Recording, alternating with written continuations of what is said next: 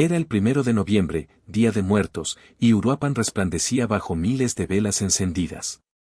Las calles estaban cubiertas de pétalos de cempasúchil y música purépecha.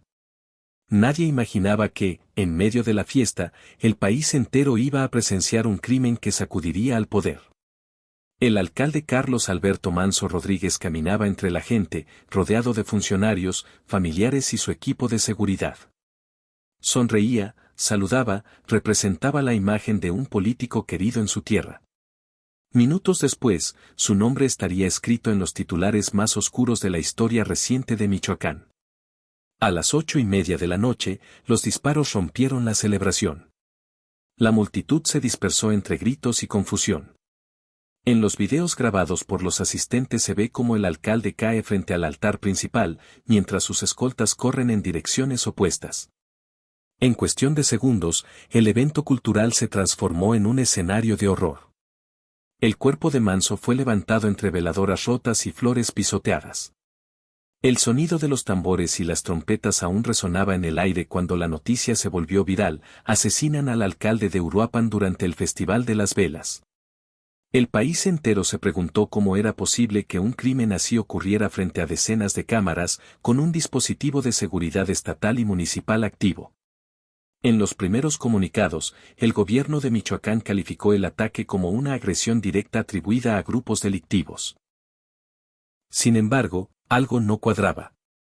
Los testimonios hablaban de fallas en la logística, radios desconectados, rutas sin vigilancia y movimientos sospechosos de la escolta minutos antes del ataque. Las redes sociales comenzaron a llenarse de teorías. Algunos apuntaban a una venganza del crimen organizado, otros hablaban de una traición desde adentro. En medio del caos, un nombre empezó a repetirse en mensajes anónimos: Alfredo Ramírez Bedoya, gobernador del estado. Según filtraciones, el alcalde había mantenido fuertes desacuerdos con el mandatario semanas antes del atentado, principalmente por denuncias de corrupción y desvíos de recursos. El rumor creció cuando se supo que Manso había recibido amenazas previas y había solicitado apoyo adicional de seguridad estatal. Su petición, según documentos internos, fue rechazada por falta de recursos. En una entrevista que hoy suena premonitoria, Manso declaró: no temo a los criminales, temo a los que usan el poder para protegerlos. Días después, sería asesinado. La versión oficial perdió credibilidad rápidamente. Los medios locales comenzaron a publicar información que comprometía al propio gobierno estatal. Las órdenes de protección, las llamadas no atendidas y los cambios de escoltas eran hechos comprobables. La sospecha era clara: alguien dentro del poder sabía lo que iba a ocurrir y no hizo nada para evitarlo. Fue entonces cuando Omar García Harfuch, con el respaldo de instancias federales, decidió intervenir. No por encargo político, sino por convicción. Su llegada a Michoacán cambió el rumbo de la investigación y encendió una guerra silenciosa entre quienes querían justicia y quienes buscaban enterrarla. Quédate hasta el final, porque lo que Harfuch descubrió detrás del asesinato de Carlos Manso no solo señala a los sicarios, sino al corazón del poder político en Michoacán. Cuando Omar García Harfuch llegó a Morelia al amanecer del 2 de noviembre, el ambiente político ya olía a miedo. En el aeropuerto, los reporteros lo esperaban con micrófonos en alto, pero él solo dijo una frase: venimos a saber la verdad. No llevaba escolta, solo una carpeta gruesa con los primeros reportes del atentado. En su interior estaban los nombres de los 14 escoltas que abandonaron al alcalde, los registros de llamadas previas al crimen y los documentos de seguridad firmados desde el despacho del gobernador. El primer punto que revisó fue la cadena de mando. Descubrió que el operativo de protección del alcalde había sido modificado apenas 48 horas antes del asesinato. La orden, según los registros, venía directamente del área de seguridad del gobierno estatal. Los documentos mostraban la firma de un coordinador cercano al gobernador Alfredo Ramírez Bedoya. No había justificación técnica para el cambio, solo una nota escrita a mano: reestructuración temporal por ajustes logísticos. Harfuch sabía lo que significaba una frase así: una maniobra para desactivar un protocolo. Solicitó los reportes de radio del día del atentado y descubrió que entre las 19:52 y las 20:33 horas hubo un silencio total en las comunicaciones. Las frecuencias que debían registrar el movimiento de los escoltas fueron interrumpidas manualmente. Lo más alarmante era que el código de acceso utilizado correspondía a un nivel de autorización reservado para funcionarios estatales. Al revisar los videos del evento, el comandante notó algo más: la posición del personal de seguridad estatal era anómala. En lugar de estar frente al escenario, se ubicaron en los extremos, dejando al alcalde sin cobertura directa. En el análisis de cámara lenta, un oficial de civil parece recibir una llamada segundos antes del ataque. Luego guarda el teléfono, da 2 pasos atrás y se pierde entre la multitud justo antes del primer disparo. Todo indicaba que había una coordinación previa al atentado. La noche del segundo día de investigación, Harfuch se reunió con un grupo reducido de agentes federales en una casa de seguridad. Sobre la mesa colocó un mapa con los movimientos de los escoltas y un organigrama del gobierno de Michoacán. Trazó una línea entre el área de seguridad pública y la oficina del gobernador. Ahí está el punto ciego, dijo. El alcalde pidió apoyo, y alguien desde ese despacho se lo negó. Mientras tanto, el gobernador Ramírez Bedoya ofrecía una conferencia ante los medios. Con tono sereno aseguró que el crimen no quedaría impune y que no existía ninguna evidencia que vinculara a su administración. Pero su voz tembló cuando un reportero le preguntó por los cambios de escoltas. Evadió la respuesta y terminó abruptamente la conferencia. Para Harfuch, fue la confirmación de que la investigación iba por el camino correcto. Esa misma noche, 2 agentes federales fueron interceptados por hombres armados en la carretera de Morelia a Uruapan. Les robaron los documentos y los dispositivos de comunicación. Cuando los peritos revisaron los restos del vehículo, encontraron una nota escrita en una hoja de bitácora: «Detén tu investigación o serás el siguiente». Harfuch guardó silencio durante unos segundos. Luego dijo con frialdad: «Entonces ya saben que estamos aquí. Pero también saben que no vamos a detenernos». Era el inicio de un enfrentamiento directo entre el comandante y el poder estatal. El tercer día de investigación fue el más tenso. En la sede de la Fiscalía Estatal, Omar García Harfuch pidió acceso a todos los reportes internos generados tras el asesinato del alcalde. Los funcionarios presentes intercambiaron miradas nerviosas. Uno de ellos, con voz insegura, dijo que los archivos estaban en revisión. Harfuch sabía lo que eso significaba: manipulación o desaparición de evidencia. Ordenó asegurar las copias digitales y los respaldos del sistema, pero 3 servidores ya habían sido formateados. En la lista de usuarios con autorización figuraban nombres de funcionarios del gobierno estatal y un asesor de confianza del gobernador Alfredo Ramírez Bedoya. Horas más tarde, Harfuch se reunió con los mandos de la policía estatal en un salón improvisado. Sobre la mesa colocó los registros de llamadas, los movimientos de patrullas y los horarios de los escoltas. «Quiero que me expliquen por qué las unidades asignadas al alcalde abandonaron el perímetro 20 minutos antes del ataque», exigió. Ninguno respondió. Solo uno, un capitán de rostro cansado, murmuró: «Las órdenes vinieron de arriba». El silencio que siguió fue más fuerte que cualquier declaración. Con esa frase comenzó a tirar del hilo. Analizando los contratos del área de seguridad, descubrió que en los meses previos al atentado se habían firmado 3 convenios millonarios con empresas de reciente creación para servicios de patrullaje y vigilancia. 2 de ellas compartían domicilio fiscal con una constructora investigada por lavado de dinero y la tercera tenía como socio a un familiar de un asesor del gobernador. En los documentos, el sello oficial del gobierno de Michoacán aparecía junto a firmas sin nombre legible. Todo apuntaba a un circuito de dinero público disfrazado de contratos de seguridad. Harfuch sabía que si esas pruebas salían a la luz, el impacto sería devastador. Citó en privado al director de la Policía Estatal para confrontarlo. ¿Quién autorizó los cambios de escoltas y los contratos de esas empresas?, preguntó. El funcionario, visiblemente nervioso, respondió que todo fue gestionado por instrucciones del Ejecutivo. Esa era la confirmación que faltaba. Alguien dentro del círculo del gobernador no solo había manipulado la seguridad del alcalde, sino que también había utilizado los fondos del Estado para cubrir los gastos del operativo que terminó en su muerte. Mientras tanto, los medios comenzaban a sospechar. Filtraciones anónimas hablaban de una investigación incómoda que ponía al gobierno estatal contra las cuerdas. En las redacciones de los periódicos, los editores recibían llamadas pidiendo que frenaran las notas. Algunos obedecían. Otros, no.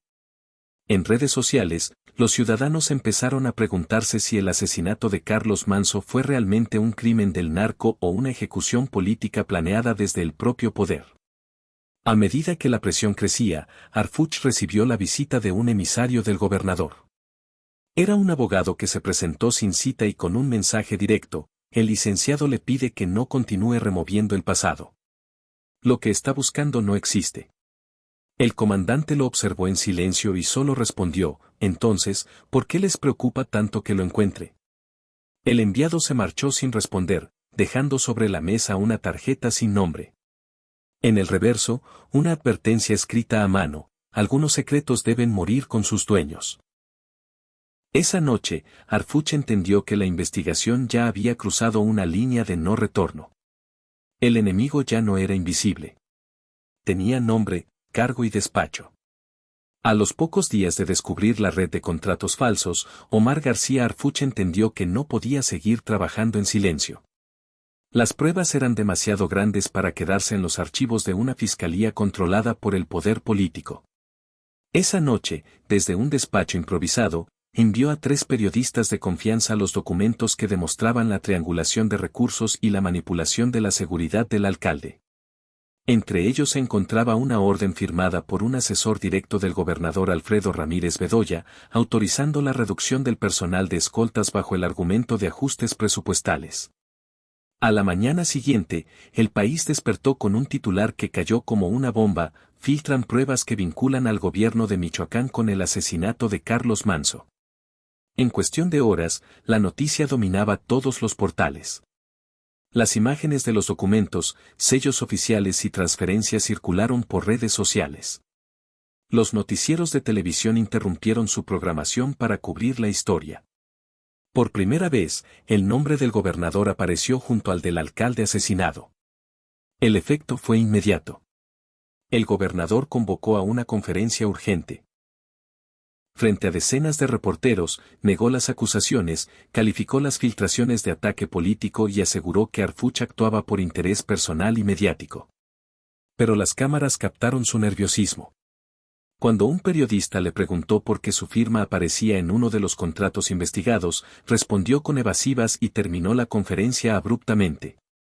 Los medios repitieron esa escena en bucle. El daño ya estaba hecho.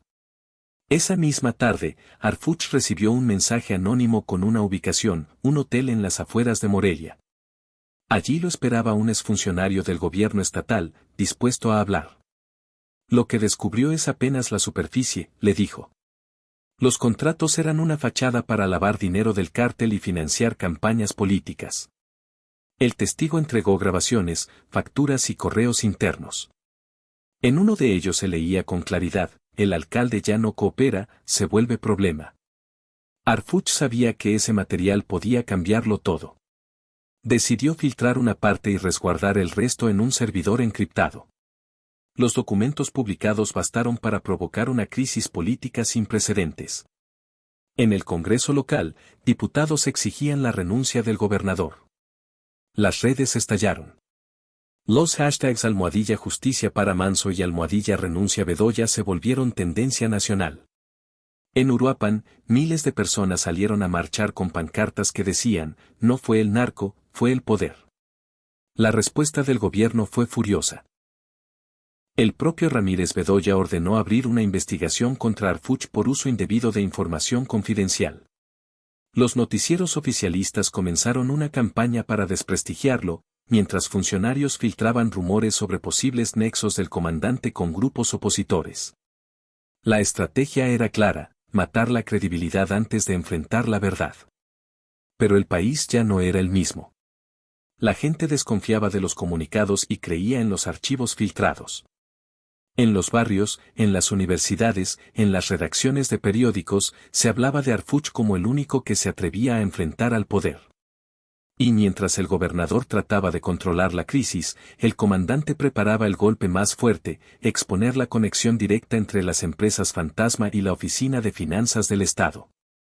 Esa noche, sentado frente a una laptop vieja, Harfuch escribió un mensaje que enviaría al amanecer: no hay crimen perfecto cuando la verdad tiene nombre. Era el preludio de una guerra abierta contra el gobernador. Las horas posteriores a la filtración fueron un terremoto político. El gobierno estatal entró en modo de emergencia. Los asesores del gobernador Alfredo Ramírez Bedoya se reunieron a puerta cerrada para diseñar una estrategia de contención, pero ya era tarde. La verdad se había escapado del control institucional. La figura de Omar García Harfuch se convirtió en el centro de la atención mediática. Para unos era el símbolo de la justicia.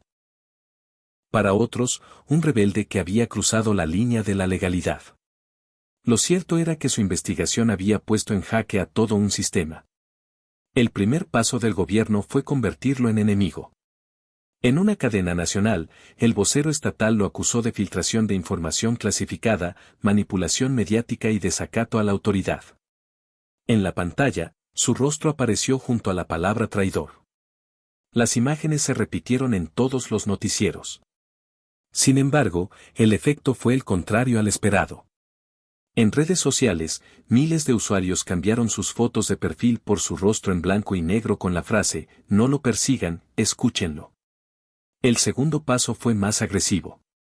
Agentes encubiertos comenzaron a seguir a su equipo. 2 periodistas que habían publicado parte de los archivos fueron detenidos bajo cargos falsos. Una de sus colaboradoras fue amenazada frente a su casa. En los canales oficiales, los funcionarios hablaban de traición a las instituciones, mientras la gente en las calles gritaba: la traición es callar la verdad. A pesar del cerco, Harfuch no se detuvo. Con apoyo de contactos federales y reporteros internacionales, difundió una segunda parte de la investigación: correos internos que mostraban pagos ilegales a funcionarios del gabinete estatal y transferencias directas a cuentas vinculadas a empresas en Jalisco. Los documentos estaban fechados semanas antes del asesinato del alcalde. El impacto fue devastador. Los medios más grandes del país abrieron sus portadas con el mismo titular: la corrupción en Michoacán llega hasta el despacho del gobernador. La respuesta de Bedoya fue declarar una campaña de desinformación internacional.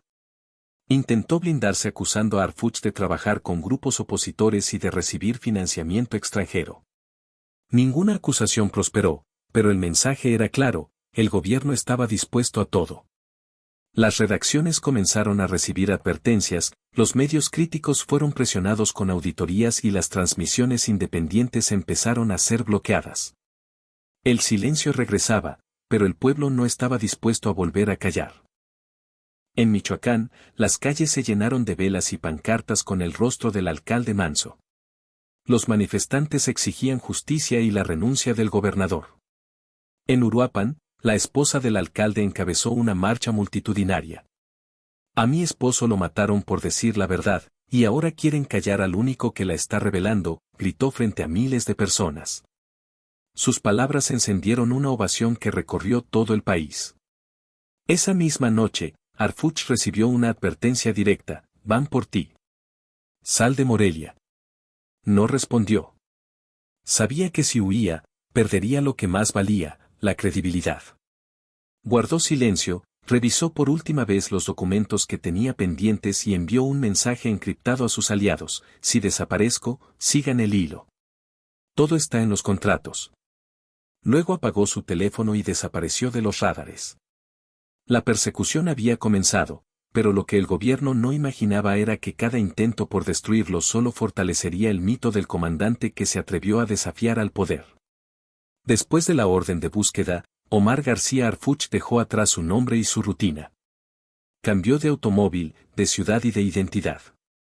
Nadie sabía exactamente dónde estaba.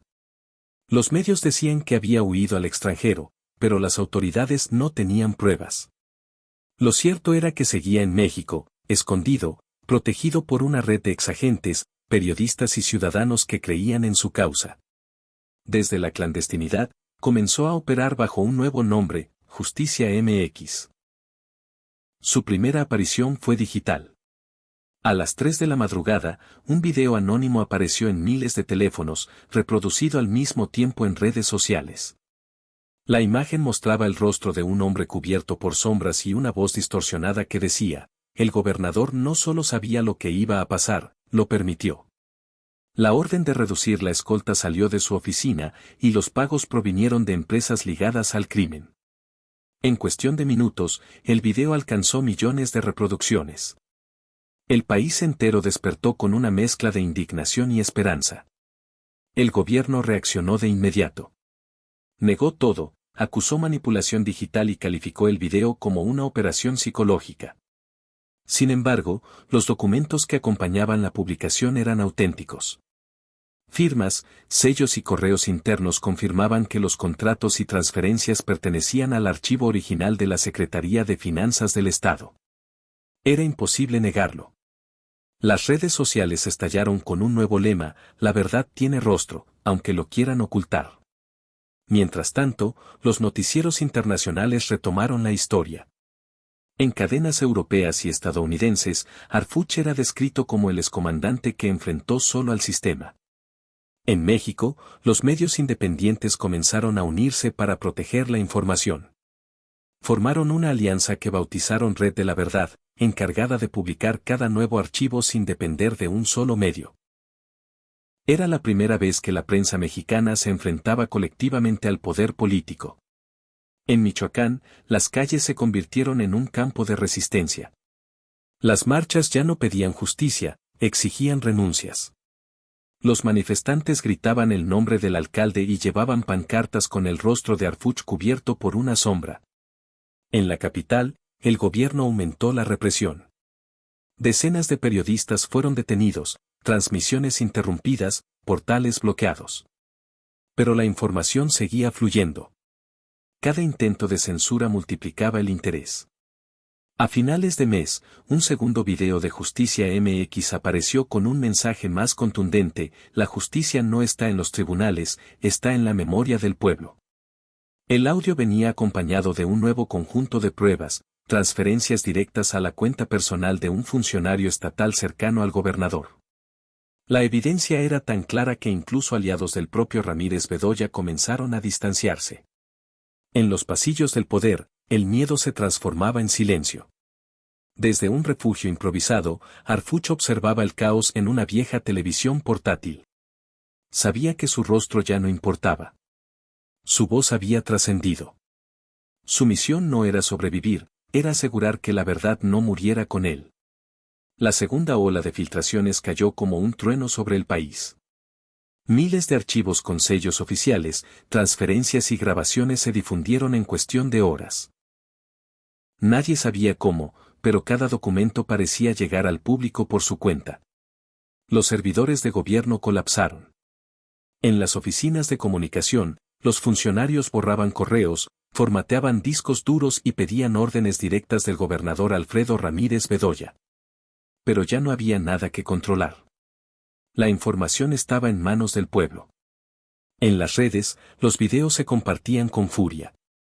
Se escuchaban voces de funcionarios riendo mientras hablaban de recortes necesarios para justificar la reducción de seguridad de Carlos Manzo. En otro archivo, un asesor mencionaba que el alcalde se estaba saliendo del acuerdo. Esas frases bastaron para incendiar Michoacán. En Morelia, Uruapan y Zamora, miles de personas salieron a las calles con velas, carteles y bocinas. El grito era uno solo: fue el Estado. Las imágenes se replicaron en todo México. En la capital, las plazas se llenaron de ciudadanos que exigían justicia. Grupos de estudiantes, médicos, policías retirados y campesinos marchaban juntos. El movimiento no tenía líderes ni partidos. Solo una idea común: el país merecía saber la verdad. En cuestión de días, las marchas crecieron hasta bloquear avenidas y carreteras. Los noticieros hablaban del despertar cívico más grande de los últimos años. El gobernador intentó contener la crisis con un mensaje grabado en su despacho. Aseguró que todo era parte de una campaña de manipulación internacional y que los videos habían sido editados por enemigos políticos. Pero mientras hablaba, afuera del Palacio de Gobierno, miles de personas golpeaban cacerolas y gritaban su nombre seguido de la palabra renuncia. La transmisión fue interrumpida por fallas técnicas. Algunos medios afirmaron que fue sabotaje interno. Esa misma noche, la Fiscalía General de la República anunció que abriría una investigación independiente. La presión era ya insostenible. Diputados federales pedían la destitución del gobernador. Varios funcionarios estatales presentaron su renuncia, temiendo ser los siguientes en caer. El propio secretario de Seguridad fue visto abandonando Michoacán con escolta federal rumbo a la frontera. El sistema comenzaba a desmoronarse. En Uruapan, la esposa del alcalde encabezó una vigilia multitudinaria frente al Palacio Municipal. Miles de velas formaban el nombre de su esposo. Con la voz entrecortada, dijo, lo mataron porque se negó a obedecer. Pero hoy su muerte nos devolvió la voz. La multitud respondió con un grito que resonó en todo el país, justicia para Manso. Mientras tanto, desde la clandestinidad, Harfuch observaba la escena en un monitor viejo. Sabía que el pueblo había tomado el relevo. Envió un último mensaje cifrado a su red, la verdad ya camina sola. No pueden detenerla. En ese instante comprendió que la batalla ya no era suya, sino de millones. El despertar ciudadano fue tan masivo que el gobierno solo tuvo una respuesta, la fuerza. La madrugada del 12 de noviembre, patrullas y vehículos militares tomaron las calles de Morelia y Uruapan. Se ordenaron detenciones masivas, se bloquearon redes sociales y se declaró alerta de seguridad nacional. En los noticieros oficiales, la orden era clara, devolver el control del discurso, borrar los rostros, silenciar los nombres. Pero el pueblo ya no tenía miedo. Las imágenes de represión se viralizaron antes de que los comunicados oficiales pudieran negarlas. Los periodistas que intentaban cubrir las manifestaciones fueron agredidos o censurados. En televisión, los noticieros estatales hablaban de disturbios aislados, mientras los canales internacionales mostraban videos de policías disparando contra civiles. México amaneció dividido entre la narrativa del gobierno y la evidencia que circulaba en millones de pantallas. En las plazas, los manifestantes levantaban los teléfonos como antorchas modernas, repitiendo el mismo grito, la verdad no se apaga.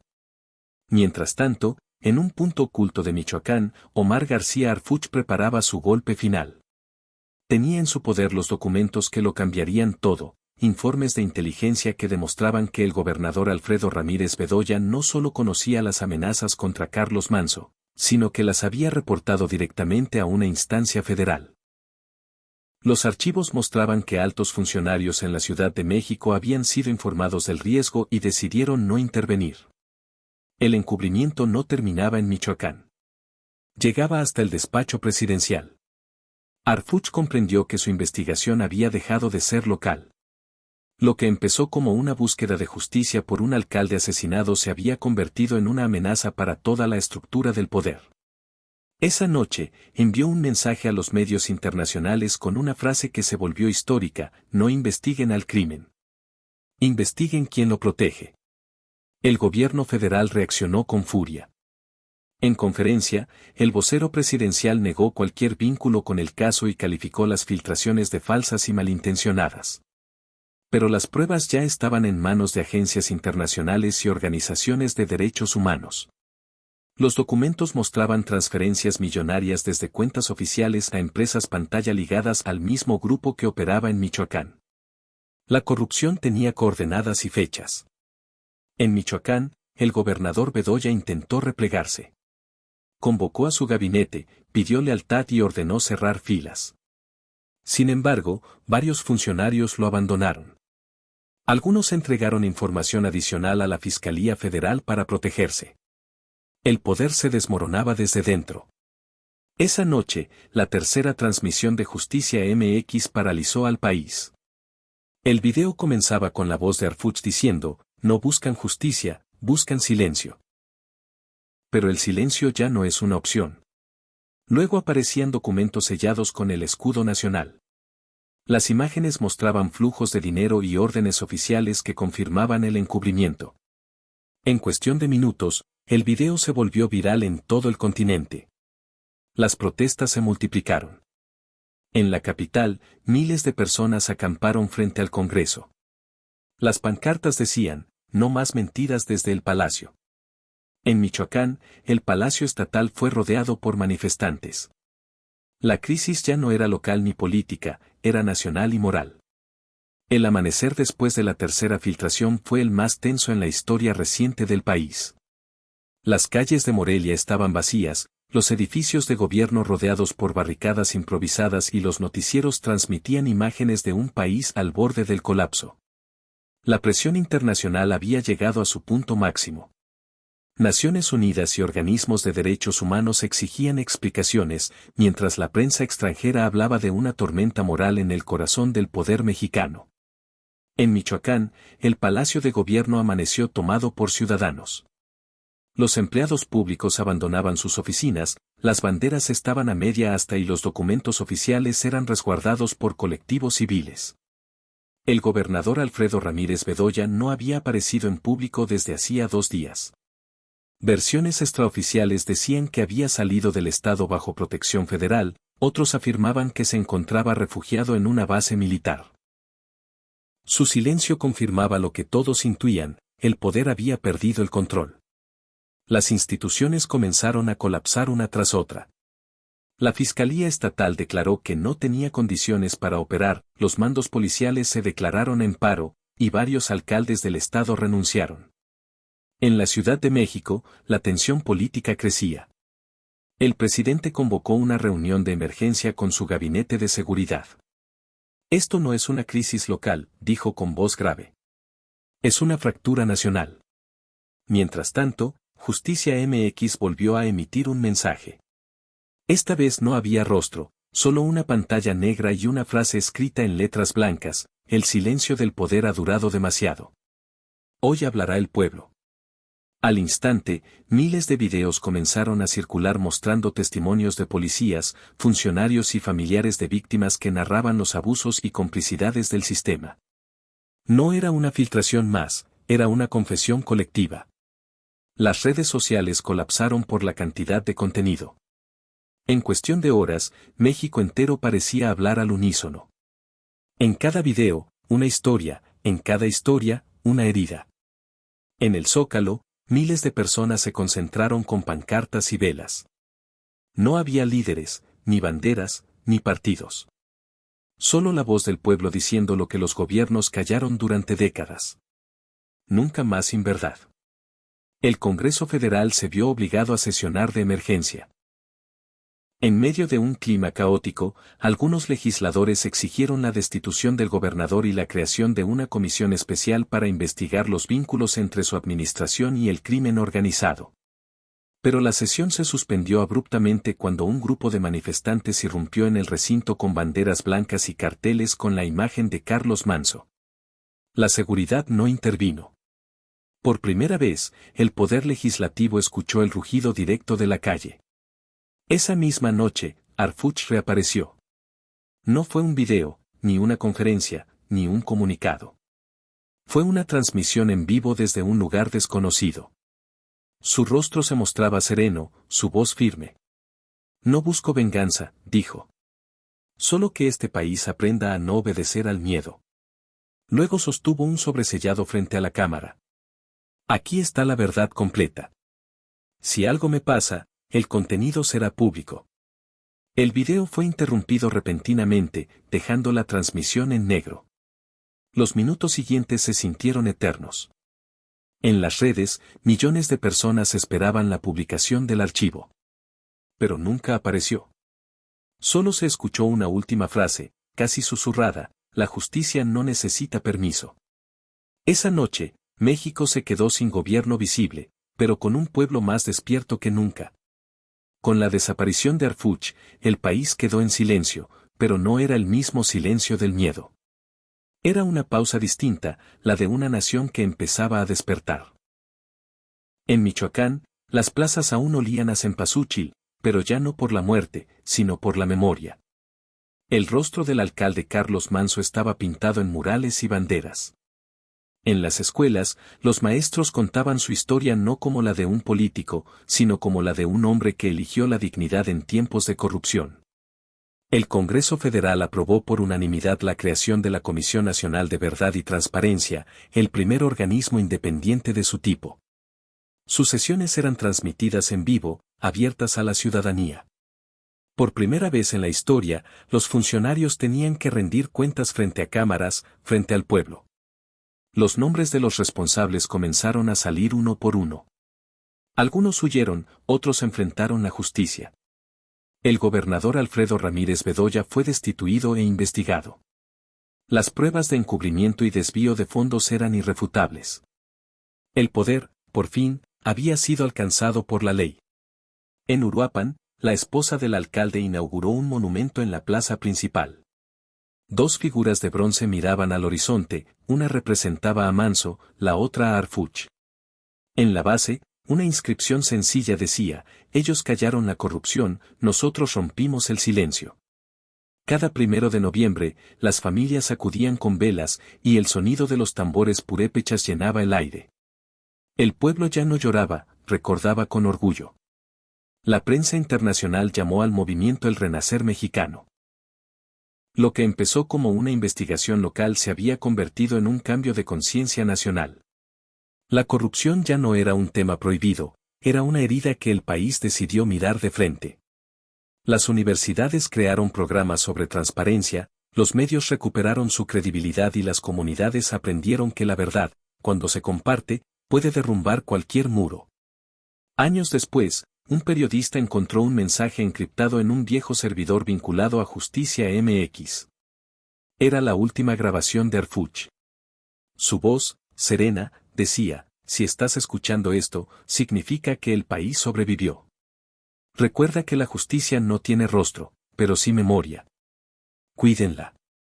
Ese audio se convirtió en símbolo nacional. En cada manifestación, en cada marcha, se escuchaba su voz como un eco de resistencia. México había cambiado. No de un día para otro, pero sí para siempre. En los rostros de los jóvenes se veía esperanza, y en los de los mayores, una paz que tardó generaciones en llegar. La verdad había sido costosa, pero valió cada lágrima, cada nombre y cada silencio roto. Si crees que historias como esta deben conocerse, comparte este video y deja tu opinión. Suscríbete para seguir descubriendo las verdades que el poder no puede ocultar. Porque la justicia empieza cuando alguien se atreve a contarla.